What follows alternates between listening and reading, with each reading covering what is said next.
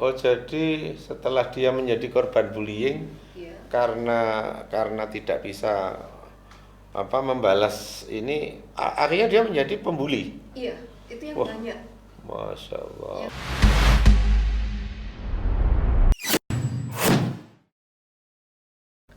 Assalamualaikum warahmatullahi wabarakatuh.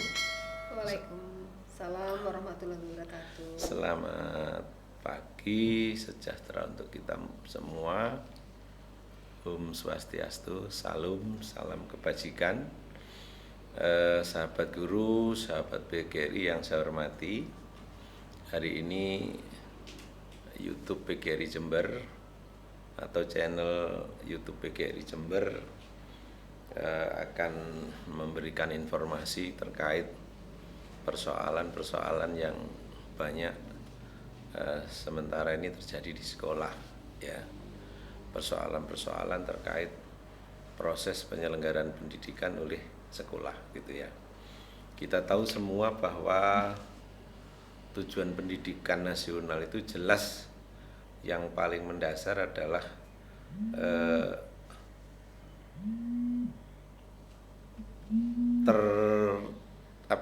terwujudnya anak-anak Indonesia yang beriman dan bertakwa kepada Tuhan Yang Maha Esa, berakhlak mulia, cerdas, terampil, dan seterusnya.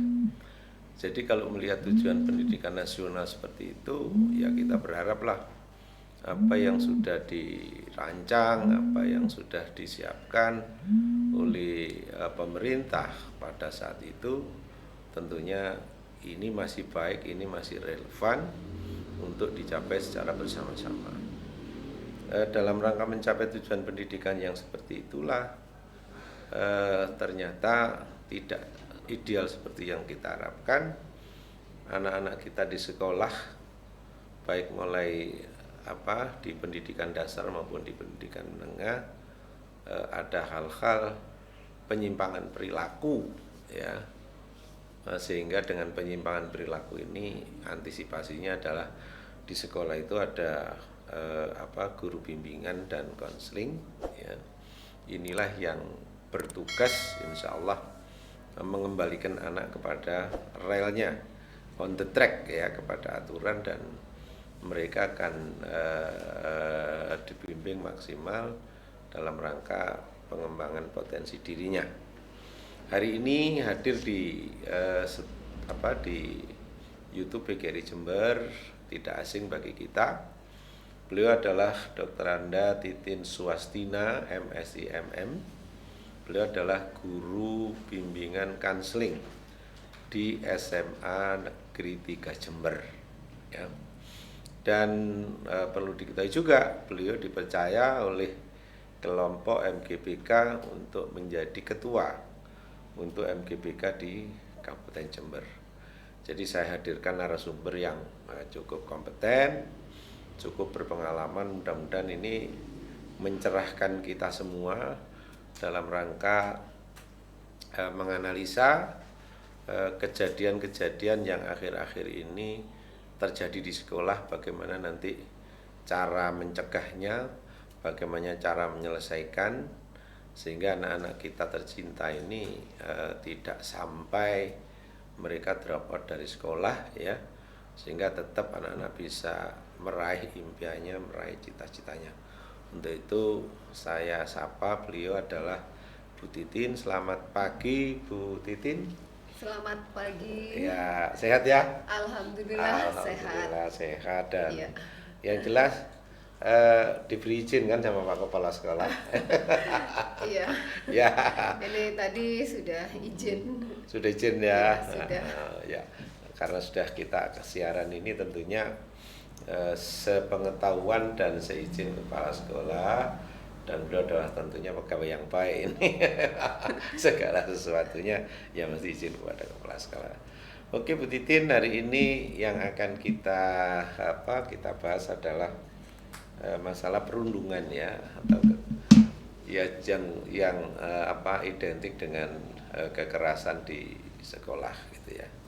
Untuk itu, karena Bu Titin sebagai guru BK, kita ingin sahabat-sahabat guru ini ingin tahu, ya, karena istilah perundungan ini kan juga masih belum begitu akrab ya di sekolah gitu. Kemudian munculnya Undang-Undang Nomor 23 Tahun 2002 tentang perlindungan anak, ini juga perlu hari ini kita mencoba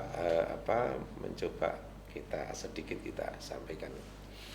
Nah, terkait dengan perundungan ya, ini mohon untuk diberikan pencerahan kita semua, apa sih perundungan itu gitu ya, siapa yang melakukan, kemudian bagaimana mereka melakukan gitu. Monggo Bu Titin untuk disampaikan ya. Perundungan itu biasa dikenal sebagai bullying gitu ya. Adalah perilaku tidak menyenangkan, baik itu secara verbal, fisik maupun sosial, baik itu yang dilakukan di dunia nyata maupun di dunia maya, yang membuat seseorang merasa tidak nyaman, bisa sakit hati dan tertekan, baik itu dilakukan oleh perorangan maupun kelompok gitu ya. Jadi untuk yang perundungan yang secara verbal itu bisa berupa membentak, kemudian berteriak, bisa memaki atau gosip gitu ya, menghina, meledek, itu juga biasanya meledek. Anak-anak kadang-kadang mereka bilangnya cuman iseng gitu ya, padahal itu juga masuk di perundungan gitu ya, meledek. Bisa juga mencela, kadang-kadang memanggil temannya itu dengan panggilan yang tidak disukai oleh temannya gitu ya. Tidak senonoh gitu ya. Iya, bisa jadi seperti itu. Maunya guru tetapi menyakitkan. Iya. Ya biasanya anak-anak kan gitu ya. Cuman iseng kok. Nah, atau misalkan masuk sih gitu, masuk di bullying, masuk sih seperti itu masuk di perundungan gitu ya. Gitu ya. Iya, ternyata itu masuk juga di dalam bullying gitu ya. Artinya bullying tadi disampaikan adalah perbuatan tidak menyenangkan ya. Iya. Yang perbuatan ini dilakukan kepada orang atau personal atau mungkin kelompok orang yang untuk yang dibully itu individu apa kelompok? Biasanya seringkali yang dibully itu satu orang misalkan. Satu tapi orang. Yang pelakunya ini bisa satu orang bahkan lebih itu pelakunya. Jadi pelaku bullying terhadap satu individu itu bisa dilakukan personal, bisa kelompok ya? Iya. Kalau di sekolah bisa dilakukan oleh anak-anak ya yang ada di sekolah itu, baik mereka yang satu kelas, di luar kelas, itu bisa terjadi ya. Itu yang bullying. Terus pertanyaan saya Bu, kalau anak-anak membentak temannya, mengejek temannya, membuat dia menjadi terhina, itu katalah masuk kelompok bullying. Kalau ini dilakukan guru apa termasuk juga bullying ini Bu? Gimana? Iya, itu tadi kan yang masih berkaitan dengan verbal ya. Itu juga yang lain juga sebenarnya ada. Gitu ya. Iya. Yang lain misalkan fisik gitu ya. Yang fisik itu kan ada menampar, mendorong, bisa menendang dan lain-lain yang bisa menyakiti itu. Kemudian sosial juga seperti misalkan mengucilkan, itu juga masuk sebenarnya di bullying. Kemudian pertanyaannya tadi, apakah juga kadang-kadang dilakukan oleh pendidik? Ya, bisa. Artinya pelakunya ini kan tidak harus sebaya gitu ya. Apakah termasuk katakanlah kita tidak menutup diri bahwa itu bisa terjadi bahwa karena jengkel si guru atau apa, kadang-kadang guru sadar tidak melakukan itu termasuk bullying ya? Iya, bisa. ini sahabat-sahabat supaya dipahami ya, ternyata membuli itu bisa dilakukan oleh anak-anak secara sadar kepada sasaran, kepada personal, tapi juga dilakukan oleh guru yang memang mungkin artinya belum tahu bahwa atau belum disadari perbuatan yang katakanlah kita ingin membuat anak-anak lebih pintar dengan cara yang katakanlah seperti itu, ternyata itu termasuk bullying ya. Jadi ini hari ini kita tercerahkan bahwa bullying itu juga tidak menutup kemungkinan pelakunya adalah guru gitu ya Titin ya. Iya. Jadi tidak hanya guru juga, bisa jadi juga yang lain ya, tenaga yang Kependidikan ada di yang sekolah, lain ya. tenaga kependidikan yang ada di sekolah itu bisa saja menjadi pelaku. Oh begitu ya. Iya. Misalnya satpam. Bisa yang lainnya. Ah, gitu. bisa yang lainnya ya. Iya. Kalau kepala sekolah bully guru ya. Ya, sebenarnya bisa jadi. Iya, Jadi iya. siapapun yang ada di sekolah itu bisa saja menjadi Pelaku. bisa saja juga menjadi korban gitu Iya. ya. Oh. Iya. Nah, ya mungkin budaya seperti ini dulu tidak terkuak ya, karena mungkin istilahnya belum ada. Kayak kita di sekolah kadang-kadang ya dalam batas pergaulan, kadang-kadang ada teman guru kita yang mungkin tidak sama dengan yang lain, yang kadang-kadang sering menjadi sasaran gurauan. Itu termasuk bullying ya. Wah, ini harus tahu ini. Jadi bullying itu korbannya tidak adanya siswa, tetapi guru bisa menjadi korban, juga bisa menjadi pelaku begitu ya, Iya, Bu ya. iya. Oke. Itu tadi masalah bullying, macam bullying. Kemudian tadi ada disampaikan di dunia maya ini juga bisa orang membuli lewat dunia maya, begitu ya Bu ya. Iya, Seperti apa Bu? bisa. Coba ya Pak, ini yang membuli lewat dunia maya ini kayak apa? Kalau di dunia maya itu biasa dikenal sebagai cyberbullying ya. Cyberbullying Iya, ya. cyberbullying. Jadi memperolok seseorang lewat media sosial, itu yang sering kali terjadi. Misalkan mengirimkan pesan yang menyakiti pengguna, itu kadang-kadang biasanya anak-anak punya grup, ada grup WhatsApp biasanya. Oh iya. Nah itu kadang-kadang di sana terjadi anak-anak saling mereka sadar atau tidak kadang-kadang menyakiti temannya di sana. Kemudian juga memperolok-olok, atau misalkan juga ada pesan teror itu kadang-kadang ada yang meneror lewat temannya, lewat media medsos sosial, gitu ya. Kemudian juga menyebarkan kabar bohong, Hoax yang juga sering kali terjadi. Atau fitnah ini berarti. Enggak. Kemudian juga mengubah foto yang tidak semestinya, ini yang sering kali terjadi. Jadi foto temannya yang bagus di cropping gitu ya. Kemudian di-upload gitu ya. Wah. Biasanya kan anak-anak fotonya justru pakai filter ya, biar lebih cantik, biar lebih cakep. Nah ini enggak, dibuat foto temannya ditambah ini, hidungnya. hidungnya dibuat lebih besar, atau besar. telinganya lebih besar. Kemudian ini disebarkan lewat media sosial. Kadang-kadang begitu. Kemudian juga perang kata-kata di dunia maya itu Indonesia. Iya, Indonesia itu ternyata paling tinggi. Debat di dunia maya itu ya. Bukan debat, tapi kata-kata kotor yang sering kali lewat game biasanya. Nah ini kan anak-anak muda kan banyak sekali yang pencinta game. Ternyata di game itu ya. Nah di game itu mereka seringkali menggunakan kata-kata kotor, dan itu menjadi PR besar sebenarnya bagi kita semua, karena ternyata Indonesia itu tertinggi suka menggunakan kata-kata kotor. Penggunaan kata-kata kotor ya. Iya, lewat game. Yang tidak umum lah, kata-kata yang tidak umum, kasar gitu iya, ya. Kata-katanya kasar. Dan ini juga ternyata kadang-kadang pengguna-pengguna dari Indonesia itu justru menggunakan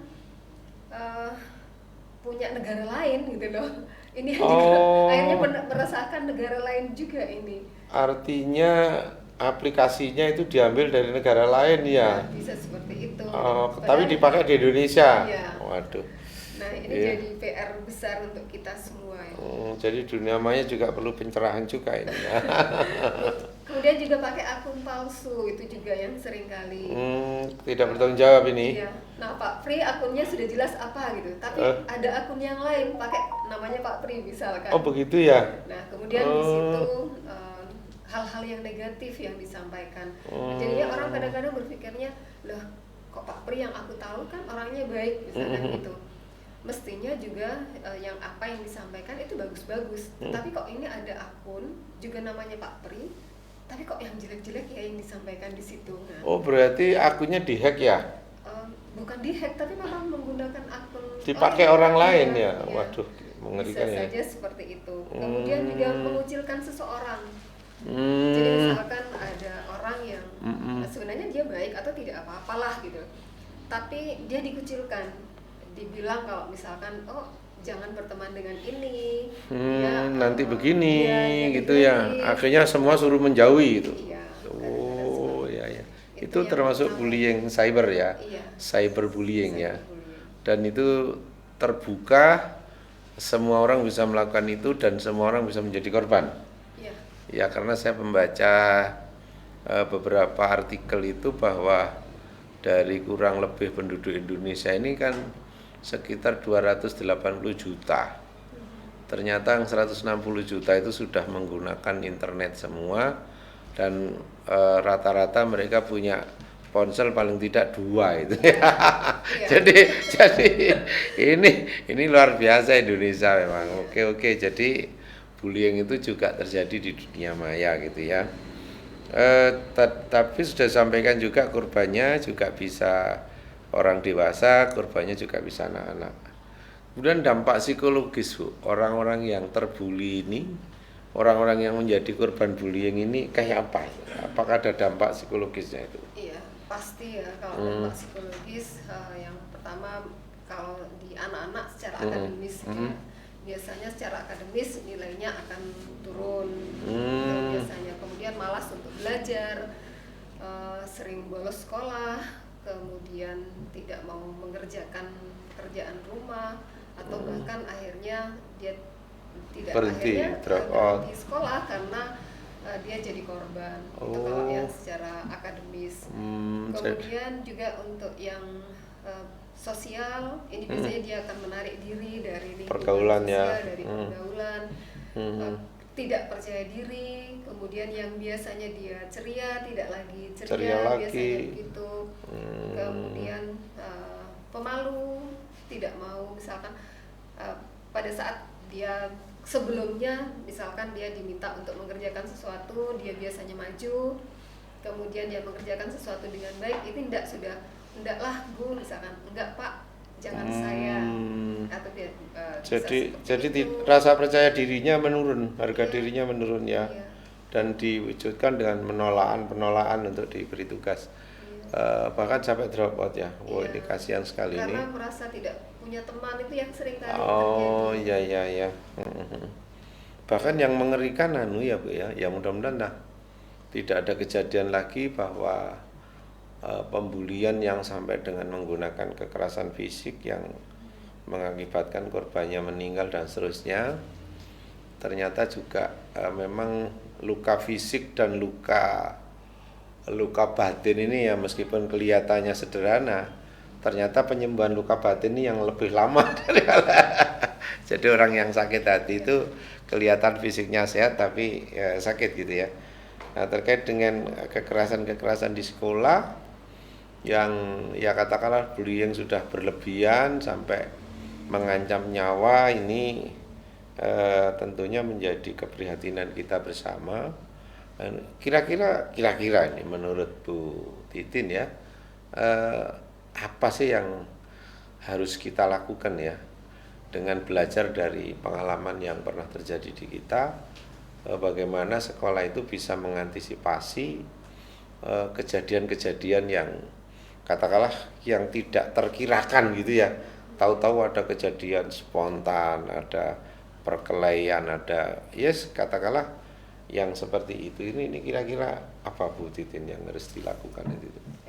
Mungkin yang sebelumnya tadi masih ada akibat fisik tadi. Akibat fisik ya. Yang bisa luka, bahkan kematian itu tadi. Kemudian secara emosi, ini juga berkaitan dengan misalkan takut, kemudian selalu was-was, sangat sensitif, bisa seperti itu, gelisah, tidak bisa tidur otomatis ya. Iya. Bahkan yang lebih parah, ini kadang-kadang di Jember ini sebenarnya juga self harm itu banyak gitu ya. Karena itu tadi, karena dia jadi korban, kemudian karena dia merasa tidak berarti, akhirnya yang dilakukan adalah self harm ini, menyakiti diri sendiri. Oh, jadi menyakiti diri sendiri ya. Ya untung nggak bunuh diri itu. Bahkan ada yang arahnya ke sana. Masya ada Allah. arahnya ingin bunuh diri. Tapi juga ada yang akhirnya dia menjadi dendam, tidak bisa membalas pada pelaku, akhirnya dia menjadi pelaku. Oh, jadi setelah dia menjadi korban bullying Iya, karena tidak bisa membalas ini, akhirnya dia menjadi pembuli. iya, itu yang Wah, banyak. Masya Yang Allah. banyak seperti itu. Jadi kalau ini tidak segera diatasi, maka dia yang akan menjadi pelaku. Jadi ini bullying ini setelah ada korban ini bisa juga menjadi agresif, juga Iya, bisa menjadi apalagi frustasi ya Bu ya. iya, iya, Kalau yang agresif dia bisa menjadi pembuli baru gitu ya. iya. Wah, ini perlu diperhatikan teman-teman kita yang ada di sekolah, dan ini saya yakin tidak hanya terjadi di sekolah-sekolah menengah yang besar-besar ya, tapi sekolah di pendidikan dasar SD SMP juga bisa terjadi. Saya pikir ini ya sering Iya. kita membaca koran yang seperti itu ya gitu ya. Oke, terus seperti apa Bu Titi? Kemudian ini tadi juga berkaitan dengan dari Mm-mm. sekolah dasar. Mm-mm. Biasanya kalau di sekolah dasar ini tidak segera diatasi, maka ini akan ke sekolah di SMP-nya, MTS misalkan sederajat dengan itu. Kalau itu juga tidak segera diatasi, juga akan ke sekolah lanjutan atas. Nah, Jadi seperti dibawa itu. terus ini ya. Nah iya, kalau itu juga tidak segera diatasi, maka sampai dia dewasa ini akan berlanjut terus gitu. Akan menjadi orang ya dalam patologi sosial, dia punya perilaku menyimpang akhirnya kalau dibiarkan ya. Artinya seneng menyakiti orang. Menjadi orang yang agresif. Iya, kalau pada saat di dewasanya bisa menyimpang. Kalau di BK itu biasanya kan di kesti gitu ya. Oh, Biasanya gitu ya, iya. kehidupan efektif yang seharusnya berjalan dengan baik, ini Normal, terganggu gitu. terganggu, ya. Kalau di bimbingan konseling itu biasa disebut sebagai kesti. Kesti ya. Iya. Jadi bullying ini harus dihentikan ya. Perilaku bullying ini harus dihentikan. Ya tentunya ya jangan semuanya diserahkan kepada sekolah.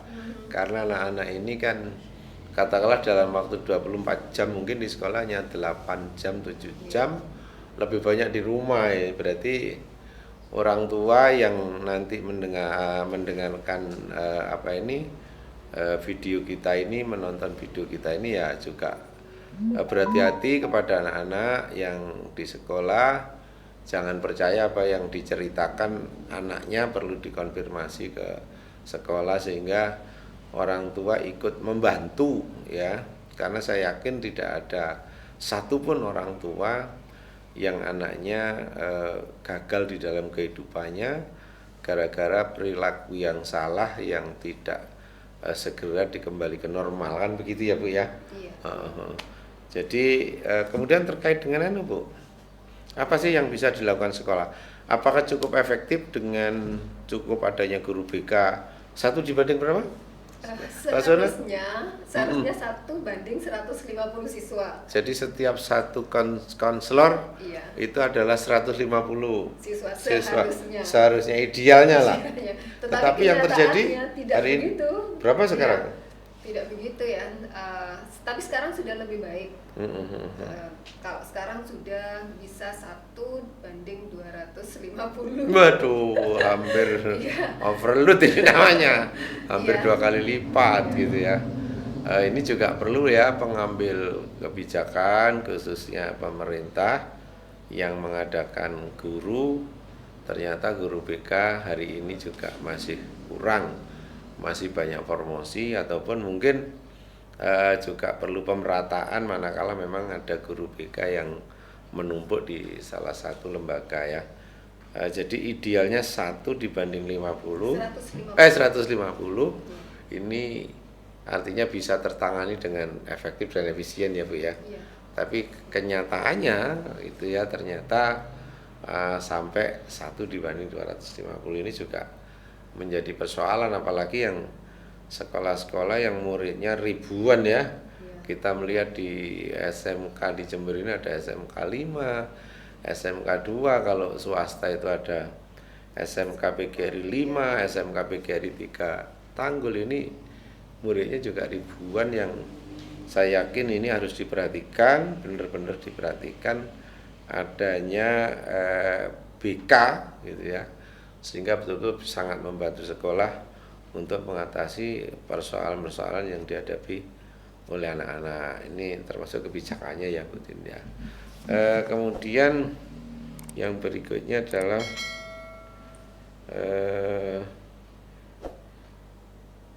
ini, oke. Terus kalau sudah ada kejadian gitu ya, ada kejadian, jadi ada tindakan yang mencegah, ada tindakan yang mengobati atau menyelesaikan persoalan. Dalam rangka pencegahan bullying ya, ini yang kita bicarakan hari ini, bullying. Apa yang harus dilakukan oleh sekolah ya, khususnya teman-teman guru BK.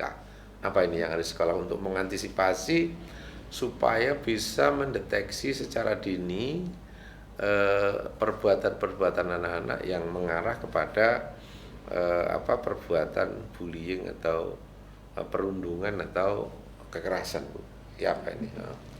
Sebenarnya ini kan sudah ada di Permendikbud nomor 82 tahun 2015 ya. Permendikbud 82 2015 tentang? Ya, tentang penanggulangan kekerasan di sekolah. Oh, sudah ada ya, sudah ada. Jadi ini salah satu regulasi yang dikeluarkan Kementerian Pendidikan dan Kebudayaan waktu itu untuk menciptakan lingkungan sekolah yang aman dan nyaman. Kemudian peraturan ini sebenarnya sudah berisi tentang pencegahan dan penanggulangan tindak kekerasan di lingkungan satuan pendidikan sebenarnya. Ya, di dalamnya sudah ada seperti itu. Apa mengatur misalnya untuk mencegah ini di sekolah harus ada apa misalnya? Apa ada struktur tersendiri, apa ini masuk kegiatan ekstra? Katakanlah misalnya informasi itu biar terdeteksi bahwa di kelas ini atau di antara anak-anak ini ada seperti ini. Kemudian informasi ini bisa masuk dan kita segera menyelesaikan, itu ada enggak deteksi dininya itu? Sebenarnya di sana juga sudah diatur ya. Seperti misalnya di Permendikbud nomor apa ya? Di pasal bab 4 pasal 8 Mas. Iya. Di situ wajib melaporkan kepada orang tua atau wali jika menemukan dugaan tindakan kekerasan, masih dugaan ya. Sudah seperti itu. Kemudian wajib menyusun, menerapkan dan melakukan sosialisasi prosedur operasi standar terkait tindak kekerasan, menjalin kerjasama dengan lembaga terkait, bisa lembaga psikologi, organisasi keagamaan, pakar pendidikan dalam rangka pencegahan. Kemudian juga wajib membentuk tim pencegahan tindak kekerasan dengan keputusan kepala sekolah di situ. Oh, SK kepala sekolah ya. Ini sebenarnya juga sekitar beberapa minggu yang lalu ada juga sosialisasi tentang sekolah ramah anak. SRA ya, iya. Sekolah ramah anak ya. Jadi harapannya semua sekolah itu sudah membentuk SRA ini. SRA ya. Ada SK, di dalamnya ada kepala sekolah, kemudian perwakilan guru, perwakilan siswa, perwakilan orang tua atau wali. Itu di sana ada seperti itu. Kemudian juga ada wajib memasang papan layanan pengaduan tindak kekerasan di lingkungan satuan pendidikan. Jadi seperti di kepolisian juga ini. Ada mestinya ada nomor panggil ya. Kalau ada kekerasan segera memberitahu ya, baik melalui telepon, SMS ataupun WA. Sehingga ini yang saya maksud tadi, ternyata di keputusan Menteri Pendidikan ya, nomor 82 tahun 2015 semuanya sudah diatur, termasuk di situ ada lembaga pencegahan yang dibuat oleh kepala sekolah, ada SOP, standar operasional prosedur tatkala terjadi. Saya pikir udah lengkap itu ya, tinggal pelaksanaannya ya aja ya ini. Ini yang susah ini. Artinya karena memang ya kita paham juga di sekolah ini, apalagi dengan hari ini kita berbicara kurikulum merdeka gitu ya. Apalagi ada ini nanti heboh lagi, ada perubahan undang-undang sistem pendidikan nasional gitu ya. Akhirnya hal-hal yang ini juga penting tidak menjadi fokus akhirnya ya Bu ya. Padahal padahal menurut saya ini juga penting lah ya.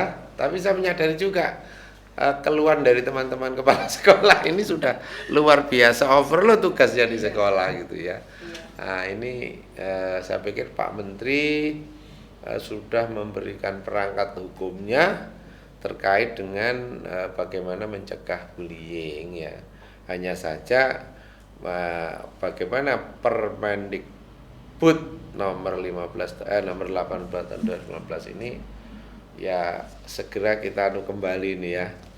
Kita segarkan kembali supaya ini menjadi perhatian karena dampak daripada bullying ini sangat luar biasa. Anak bisa berhenti sekolah, anak mengasingkan diri, anak menarik diri, kemudian juga bahkan bisa melukai diri, bahkan juga akan menjadi agresif, menjadi pembuli baru. Itu dampak dari bullying yang sangat luar biasa. Dan ini sudah ada perangkat. Mungkin ada sesuatu yang perlu Bu, yang perlu disampaikan kepada teman-teman, khususnya adalah yang sama-sama seorang pendidik ya, sama-sama bekerja di lingkup pendidikan ini. Mungkin kita saling asuh ya, mungkin saling mengingatkan manakala memang ada kelalaian-kelalaian yang perlu diingatkan bersama. Apa Bu Titin, monggo. Sebenarnya juga ini untuk pencegahan kan, kalau pada saat PPDB, pada saat awal anak masuk sekolah, itu juga sebenarnya sudah disampaikan tentang beberapa hal, misalkan antara lain selain tata tertib sekolah itu biasanya juga berkaitan dengan bullying gitu. Kemudian jadi kegiatan apa sekarang ini siswa baru itu? MPLS. BLS ya. Kegiatan MPLS. Kemudian juga biasanya anak-anak kalau di BK kan ada layanan orientasi, ada layanan informasi. Itu yang biasanya disampaikan ke anak-anak. Jadi biar anak-anak juga paham gitu bahwa ini loh yang boleh kamu lakukan. Kalau ini yang kamu lakukan, ini ada undang-undangnya misalnya. Jadi sebenarnya juga ada sanksi. Ini tidak boleh kamu lakukan. Bisa disampaikan seperti itu. Kemudian juga sebenarnya guru-guru juga sudah seperti misalkan menyampaikan ke anak-anak untuk mereka belajar asertif ya. Jadi kalau misalkan mereka tidak suka, ya bilang tidak suka, tetapi dengan cara yang baik. Dengan cara budaya kita. Iya, dengan budaya kita. Kalau misalkan bilang iya setuju, ya sampaikan dengan cara yang baik. Baik juga, ya. Kemudian juga sebenarnya juga guru-guru sudah menjadikan anak-anak lebih percaya diri, karena dengan percaya diri ini anak-anak juga kecil kemungkinan untuk menjadi korban bullying sebenarnya. Kemudian juga kegiatan-kegiatan ekskul, apabila ini sesuai dengan anak-anak sehingga anak-anak bakat mereka bisa tersalur di sana sebenarnya. Kalau waktu mereka yang kosong atau luang, kalau tidak digunakan dengan baik, ini yang kadang-kadang digunakan untuk hal-hal yang lain ya. Gitu ya. Makanya ada ekskul ya. Iya, kalau ada ekskul sehingga anak-anak ini bisa terarah, tersalurkan sesuai bakat minat ya, sesuai hobinya. Paling enggak tentunya sekolah-sekolah tidak boleh mengabaikan ini ya. Makanya pengembangan bakat dan minat atau peminatan di sekolah ini juga saya pikir sudah mulai di sekolah-sekolah menengah. Mungkin ini bukan masalah, hanya perlu upgrade bersama-sama itu ya.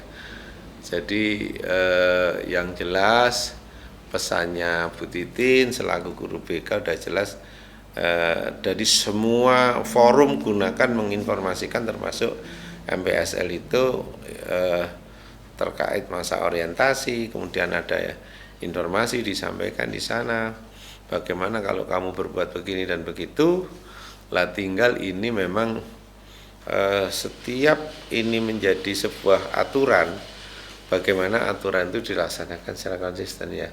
Kalau aturannya hanya ditulis saja, kemudian tidak ada yang melaksanakan, aturan ini menjadi tidak berarti gitu ya.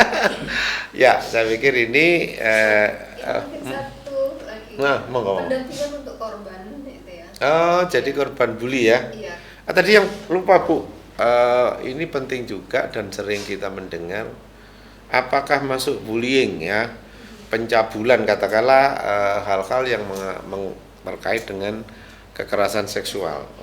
Ini seperti apa, Bu Titin, ayo. Untuk kekerasan seksual ini lebih banyak sebenarnya ya. Waduh, lebih banyak ini. Aduh.